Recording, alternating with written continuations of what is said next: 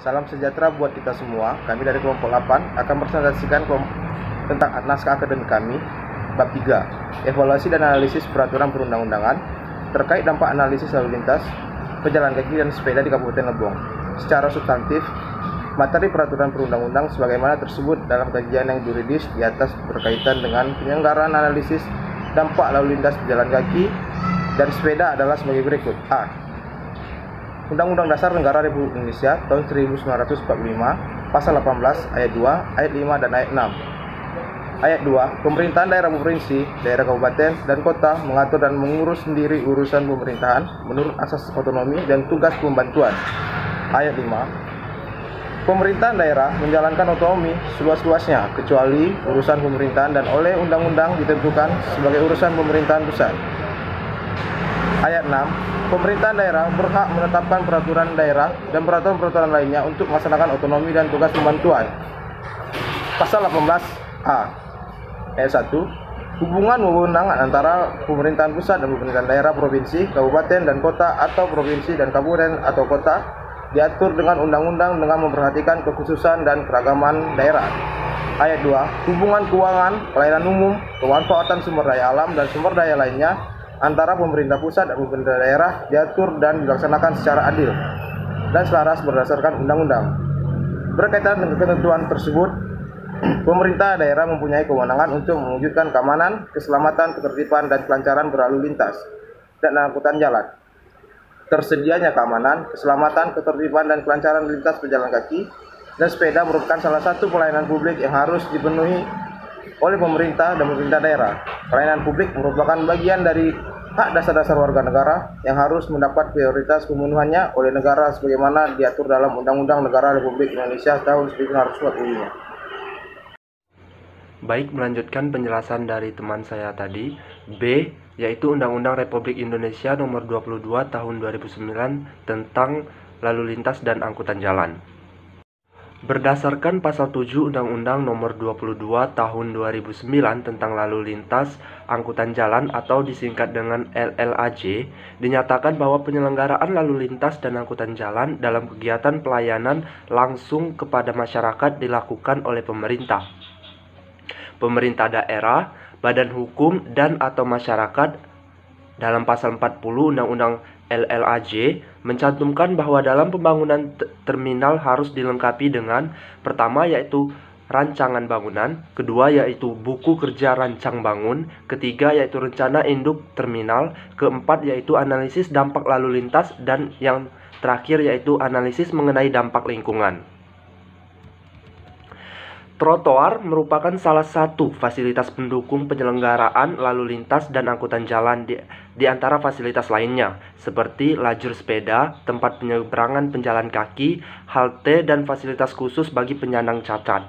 Penyediaan fasilitas pendukung termasuk trotoar diselenggarakan oleh pemerintah bergantung pada jenis jalan tempat trotoar itu dibangun.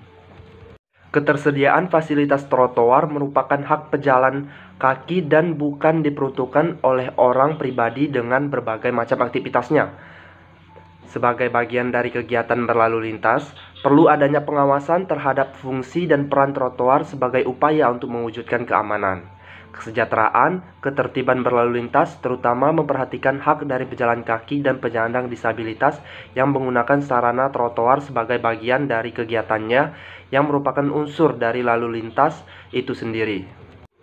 Dalam rangka mewujudkan suatu fasilitas dan sarana pendukung berlalu lintas yang aman dan tertib, maka perlu adanya tindak lanjut dari undang-undang ini yang dituangkan dalam bentuk perda provinsi, kabupaten maupun kota. Assalamualaikum warahmatullahi wabarakatuh. Baiklah, saya Asri Pakerti NPM B1A 018-126 akan melanjutkan penjelasan mengenai bab 3 dari kelompok kami. C. Undang-Undang Nomor 12 Tahun 2011 tentang pembentukan peraturan perundang-undangan. Bahwa asas yang digunakan peraturan daerah selaras dengan asas dalam pembentukan peraturan perundang-undangan sebagaimana diatur dalam Undang-Undang Nomor 12 Tahun 2011 tentang pembentukan peraturan perundang-undangan. Pasal 6 Ayat 1. Materi muatan peraturan perundang-undangan harus mencerminkan asas A. Pengayoman, B. Kemanusiaan, C. Kebangsaan, D. Kekeluargaan, E. kenusantaraan, F. Bhinneka Tunggal Ika, G. Keadilan, H. Kesamaan kedudukan dalam hukum dan pemerintahan, I. Ketertiban dan kepastian hukum, J. Keseimbangan, keserasian, dan keselarasan. Bahwa keterkaitan antara Undang-Undang Nomor 12 Tahun 2011 dan dengan Perda Penyelenggaraan Analisis Dampak Lalu Lintas Pejalan Kaki dan Sepeda adalah asas yang terkandung dalam muatan materi peraturan-peraturan perundangan selaras dengan asas yang mendasari peraturan daerah Kabupaten Lebong. D. Undang-Undang Nomor 9 Tahun 2015 tentang perubahan kedua atas Undang-Undang Nomor 23 Tahun 2014 tentang pemerintahan daerah. Dalam Undang-Undang Nomor 23 Tahun 2014 tentang pemerintahan daerah, pasal 9 dinyatakan bahwa urusan pemerintah dibagi dalam 3 bentuk, yaitu urusan pemerintah absolut, urusan pemerintah konkuren, dan urusan pemerintah umum. Urusan pemerintahan absolut itu merupakan urusan pemerintahan yang sepenuhnya menjadi kewenangan pemerintah pusat, yaitu urusan politik luar negeri, pertahanan, keamanan, justisi, moneter, dan fiskal nasional dan agama.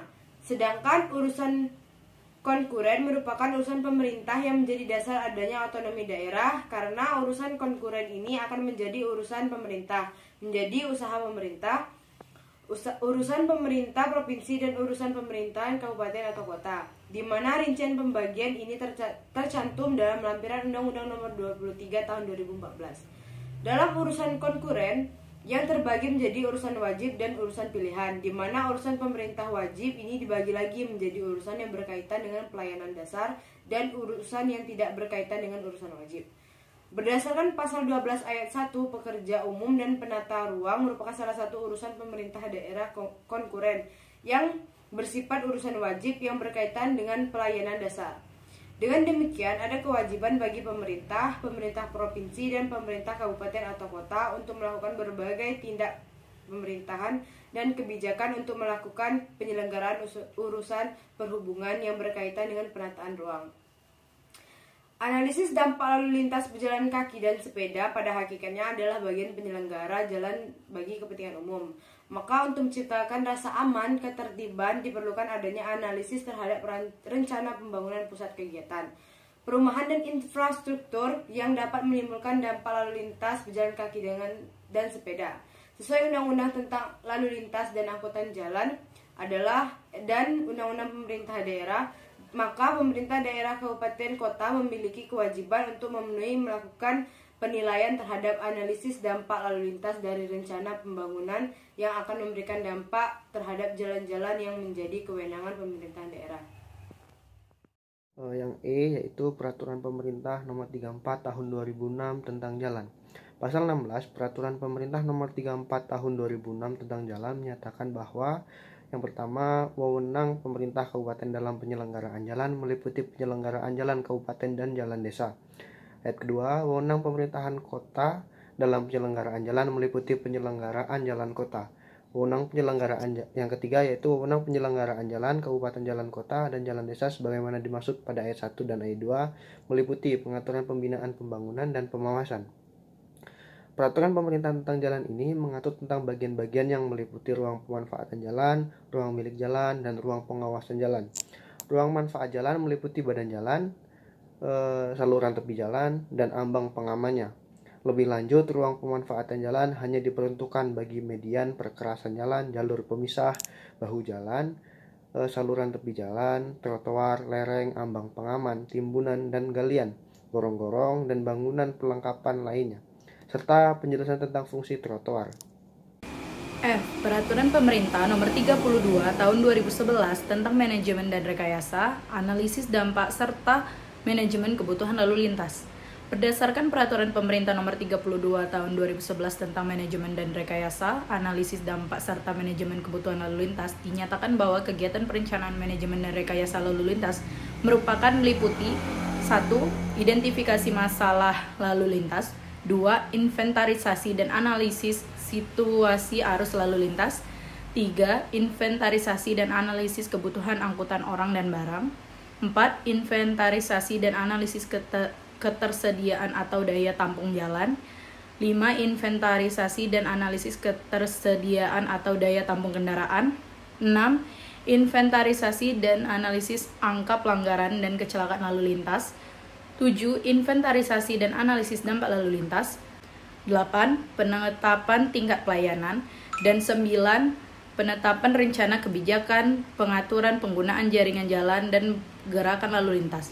Sesuai ruang lingkup, analisis dampak lalu lintas merupakan bagian dari perencanaan manajemen dan rekayasa lalu lintas, di mana analisis dampak lalu lintas wajib dilakukan dalam setiap rencana pembangunan pusat kegiatan, permukiman, dan infrastruktur yang akan menimbulkan gangguan keamanan, keselamatan, ketertiban, dan kelancaran lalu lintas dan angkutan jalan.